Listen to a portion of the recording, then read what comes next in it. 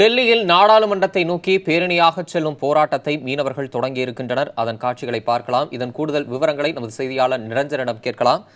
நிரஞ்சன், டெல்லியில நாடாளுமன்றத்தை நோக்கி பேரணியாக செல்லும் போராட்டத்தை தொடங்கியிருக்காங்க. என்ன கோரிக்கைகளை முன்வைத்து அவங்க இந்த போராட்டத்தை தொடங்கியிருக்காங்க?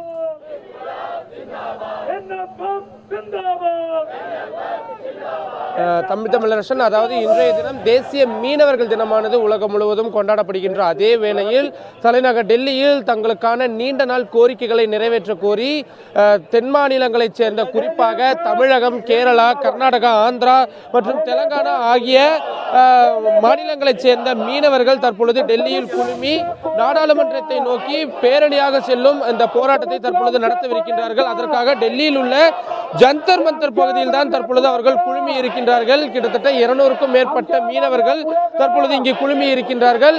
பல்வேறு அரசியல் கட்சி தலைவர்களும் தொடர்ந்து இவர்களது போராட்டத்திற்கு ஆதரவு தெரிவிப்பதற்காக இந்த பகுதிக்கு வரவிருக்கின்றார்கள். குறிப்பாக முன்னாள் பாதுகாப்புத்துறை அமைச்சர் AK ஆண்டனி அவர்கள் வரவிருக்கின்றார். அதே போல கம்யூனிஸ்ட் கட்சியை சேர்ந்த டி ராஜாவும் இந்த போராட்டத்தில் கலந்து கொள்வார் என்று எதிர்பார்க்கப்படுகின்றது. அதே போல மற்ற கட்சிகளைச் சேர்ந்த எம்பிக்கள் மற்றும் மூத்த தலைவர்களும் இந்த போராட்டத்தில் அவர்கள் தொடர்ந்து கலந்து கொள்ளவிருக்கின்றார்கள். இதில் தமிழர்கள் தான் அதிக அளவில் இருக்கின்றார்கள். குறிப்பாக இவர்களது முக்கியமான கோரிக்கை என்னவென்று பார்த்தோமேயானால் கடலும் கடல் சார்ந்த பகுதியும் மீனவர்களிடமே ஒப்படைக்க வேண்டும். குறிப்பாக கடல் பகுதிகளில் பெரிய பெரிய கப்பல்களை அனுமதிக்க கூடாது. அவர்கள் அதிகப்படியான கழிவுகளை கொட்டுவதால் கடல் நீர் வளம் பாதிக்கப்படுகின்றது, மீன் வளம் குறைகிறது என்று குற்றம் சாட்டியிருக்கின்றார்கள். அதே போல கடற்கரை பகுதிகளில் தொழிற்சாலைகளை நிறுவக்கூடாது.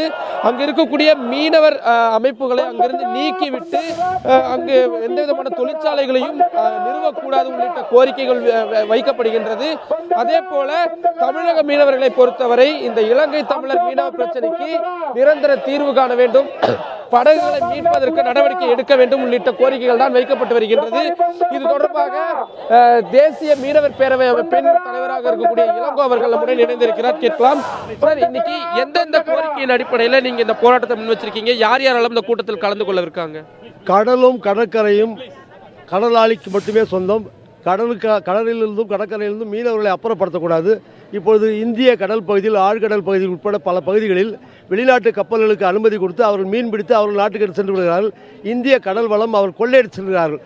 ஒரு ஆண்டுக்கு 1 லட்சம் கோடி ரூபாய் அளவிற்கு ஒரு ஆண்டுக்கு 1 லட்சம் கோடி ரூபாய் அளவுக்கு இந்திய கடல் வளத்தை கொள்ளையடித்து செல்கிறார்கள். ஆகவே இனிமேல் வெளிநாட்டு கப்பல்களுக்கு அனுமதி கொடுக்கக்கூடாது.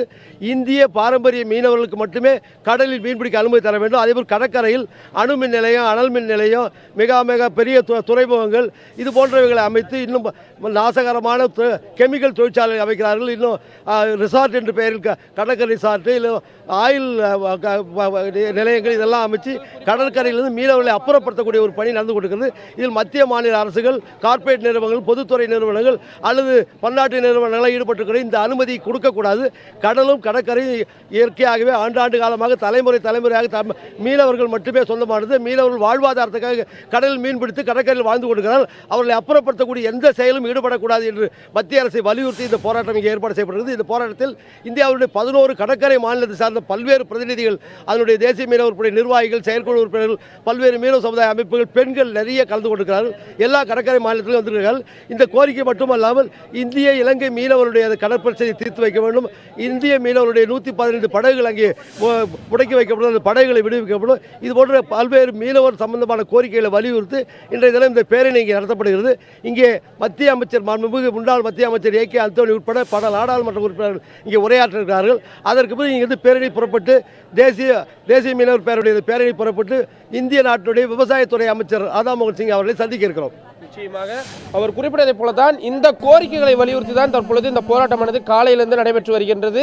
பல்வேறு அரசியல் கட்சிகளை சேர்ந்த எம்பிக்களும் சரி, மூத்த தலைவர்களும் சரி இந்த கூட்டத்தில் கலந்து கொள்வார்கள் என்று எதிர்பார்க்கப்படுகின்றது. பின்னர் அவர்கள் நாடாளுமன்றத்தை முற்றுகையிடுவதற்கும் திட்டமிட்டிருக்கின்றார்கள்.